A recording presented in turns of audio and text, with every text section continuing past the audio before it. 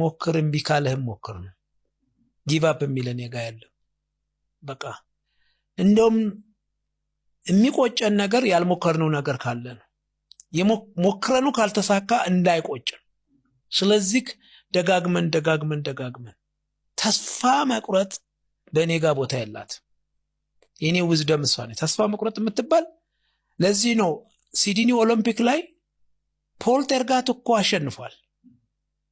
ያቺ ተስፋ ያለ መቁረጥ ፖሊሲ እንትኔ የውስጥ እንትን ያችን ወርቅ ያማረች ወርቅ ሜዳሊያ እንዳገኝ አደረገኝ። ስለዚህ እኔ ለሌሎች ወገኖቼ ተስፋ መቁረጥ የሚባል ራሱ